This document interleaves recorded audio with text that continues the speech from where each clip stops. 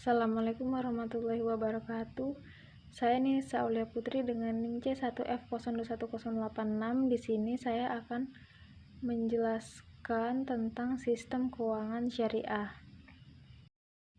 Ada beberapa poin yang saya jelaskan, yaitu konsep memelihara harta kekayaan, memperoleh dan menggunakan dalam syariah, akad, kontrak, transaksi yang dilarang, riba dan jenis riba, prinsip sistem keuangan syariah, dan instrumen keuangan syariah. Konsep memelihara harta kekayaan.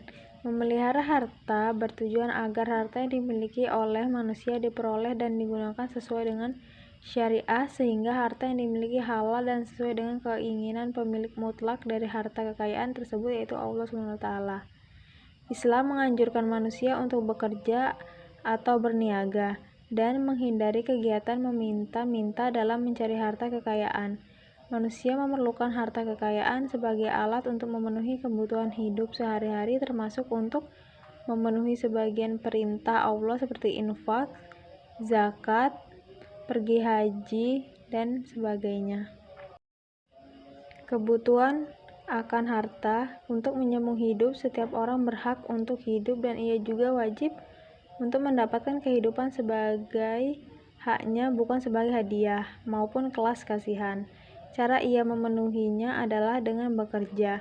Jika tidak mampu bekerja, maka negara atau pemerintah wajib untuk mengusahakan pekerjaan untuknya, karena negara adalah pengembala rakyat serta bertanggung jawab terhadap terpenuhnya kebutuhan hidup rakyatnya. Perolehan dan penggunaan harta dalam Islam. Perolehan harta. Memperoleh harta adalah aktivitas ekonomi yang masuk dalam kategori ibadah muamalah atau mengatur hubungan manusia dengan manusia. Kaidah fikih dari muamalah adalah semua halal dan boleh dilakukan kecuali yang diharamkan atau dilarang dalam Al-Quran dan As-Sunnah. Kaidah fikih. Harta dikatakan halal dan baik apabila niatnya benar, tujuannya benar, dan cara atau sarana untuk memperolehnya juga benar, dengan rambu-rambu yang telah ditetapkan dalam Al-Quran dan As-Sunnah. Penggunaan dan pendistribusian harta. 1. Tidak boros dan tidak kikir. 2. Memberi infak dan sedekah. 3. Membayar zakat sesuai ketentuan. 4. Memberi pinjaman tanpa bunga. 5. Meringankan kesulitan orang yang berutang. Akad, kontrak, dan transaksi. Konsep akad dalam transaksi syariah. Kegiatan usaha pada hakikatnya adalah kumpulan transaksi ekonomi yang mengikuti suatu tatanan tertentu. Dalam Islam, transaksi utama dalam kegiatan usaha adalah transaksi real yang menyangkut suatu objek tertentu, baik objek berupa barang ataupun jasa. Menurut Ibnu Khaldun, tingkatan kegiatan usaha manusia dimulai dari kegiatan usaha yang berkaitan dengan hasil sumber daya alam, misalnya pertanian, perikanan, dan pertambangan. Tingkatan berikutnya adalah kegiatan yang berkaitan dengan hasil rekayasa manusia atau hasil sumber daya alam.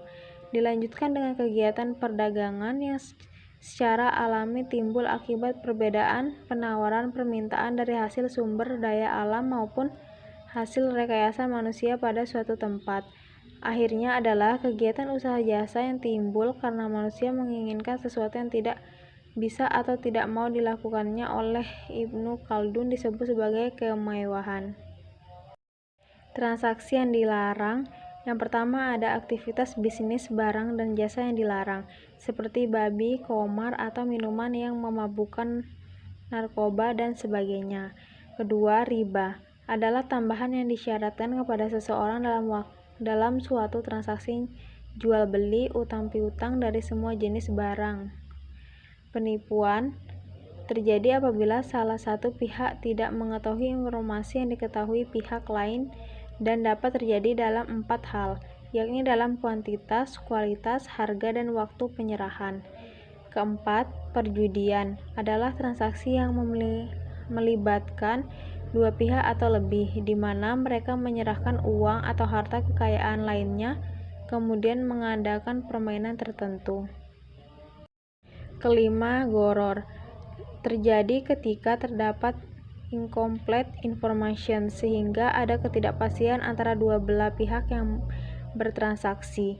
Keenam, ihtikar adalah membeli sesuatu yang dibutuhkan masyarakat kemudian menyimpannya.